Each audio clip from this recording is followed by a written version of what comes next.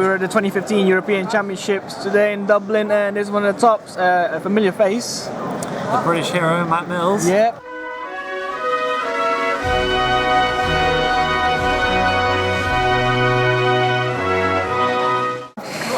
And I wonder what deck you're playing today. Well, obviously heroes. I went 10-0 in Swiss and then lost in the top 32, so I must have gone. Unfortunate, yeah. 11-1 overall, I think. So yeah, we'll just get into this. So. Yep, that's it. The profile again. So standard monsters really.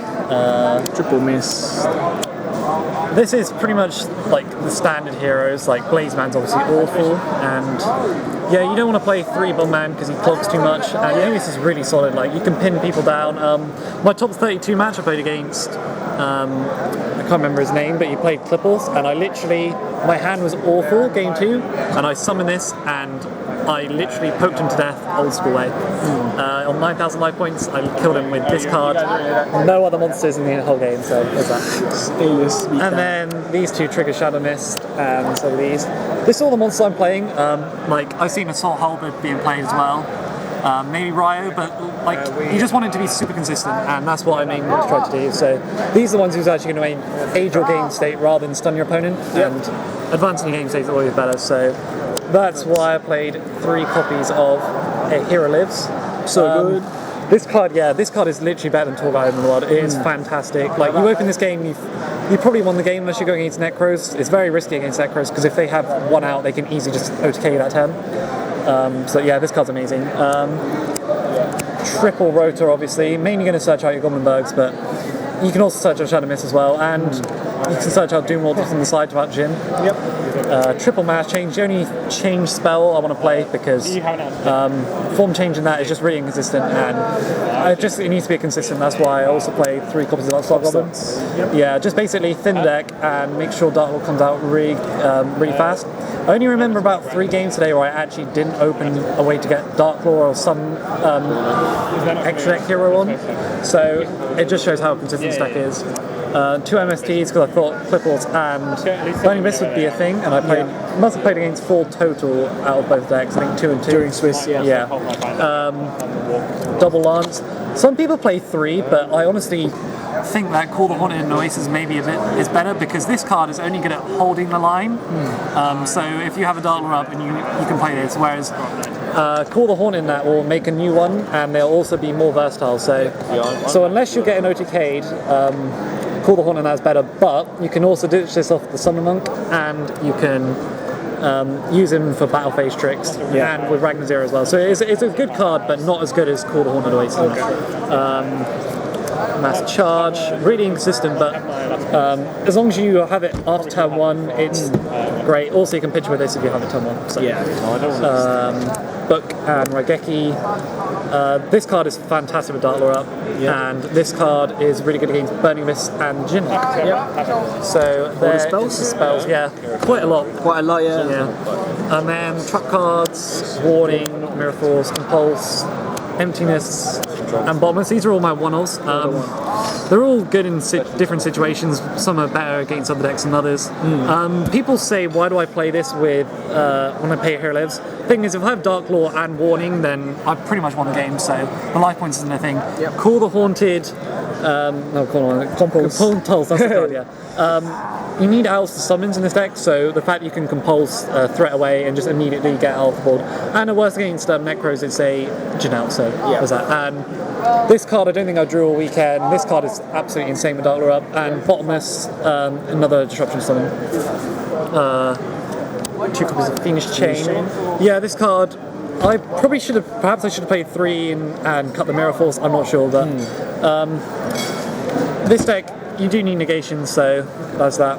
And then obviously my techs of the weekend were 3 Call the Haunted and basically 4 Call the Haunted. Yeah, so basically I'm playing 7 Hero Lifts. So yeah, you can see the cool plays of that. One cool thing about Oasis is not only does it summon in defense mode, but if you mass change the target away, the Oasis actually goes to the graveyard. I'll see. Instead of this, where this will clog it back row, whereas this won't. We'll do extra decks. So, obviously 3 copies of the main man himself, Dark Lord. I just like playing 3 personally because you're never going to run out, basically, practically. Koga, Anki, and Acid. He comes up the least, but like you need him for OTK pushes. I OTK'd my feature match OTK with this, and Acid, I summon this and hit like 4 back row like lots of times.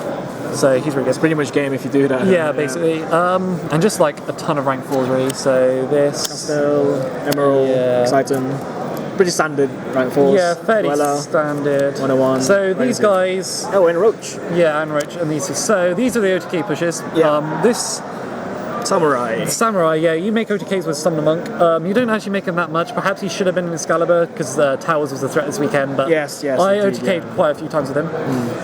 Blade Armor is obviously the best one, but you can't use Summon a Monk with him. Roach for Ritual Beast and Infernoids, but there wasn't many Infernoids today, but I did play Ritual Beast, and because I had this card, then his ambush was essentially useless, so very good. Ragnazera, you go mainly against Burning Abyss, because you use it against the the Down Magician. Yep.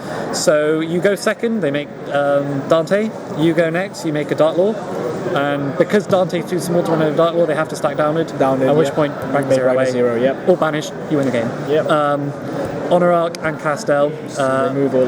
Yeah, you can, I think Honor Arc instead of double Castel was definitely the better choice, because you only against Shadol would you want to Castel. Yeah. Dweller, he's obviously really good. Exciting, obviously really good. And Emerald, he's probably one of the most important just because it allows you to recycle your resources, and if you play Neo Sadius, you can also special them and upgrade them. So there's the extra deck. Yep, side deck. Yeah, so this deck has a real problem with Shadol, so I sided... Yep. So double Defusion, double Forbidden Chalice, and double Royal Command. I only played one Shadol, and I actually didn't really need any of these because I just beat it so fast. But yeah, there's the I can't remember. He definitely made the top cut. I'm not sure how I did, but yeah. This is also really good against Necros because Chalice, yeah, it's additional negation. You can also Ragnazera away because of the 400 attack game. So you can Chalice a Unicorn and then Ragnazera away for the game. That was quite cool. And I also brought one for the mirror match, which doesn't exist because I think there's only about 10 people playing. Not a lot of heroes. Yeah, so Nightmare and Doomlord. This also comes in against Necros. Altigen Lock, and this card, if you play it when they go Bryanak or Trishula with the Dark Lord up, you've won the game because they have to then reassemble all their resources to get over Dark Lord, which you can't do. Double Maxi. This was originally 2 Iron Wall, but the thing was like Iron Wall's only good really against Ritual Beast. So the fact that I could have this against Burning Abyss and Ritual Beast was really good. Diamond and Ptolemaios. Extra deck in the side. Yeah, extra deck. Usually do. Yep. Yeah, it's just there's just too much. Like there's not enough room in this. Yeah, extra that's packed. That's a packed section. Like if I would, I could play like 25 extra deck spots easily. But yeah, and then these were for Klee and Burning Abyss. Just back row removal, really. Yeah. So against those decks, I like to side out most of my trap cards and then just play the back row because Dark Lord would normally win, and also trap cards aren't really good against Burning Abyss or Clipples anyway. So yeah, that's it. Okay, and you forgot one card as well. This card. Yeah, this guy. So bring him back. No, I cleared him. Stratos. So so that's the Heroes top 32 deck. Anything else you want to say? Shout outs to everyone. I love this deck and 3 Stratos. Alright then, thanks for that. Alright guys, that's the top 32 hero deck. Thanks for watching guys, bye bye. Cheers Matt.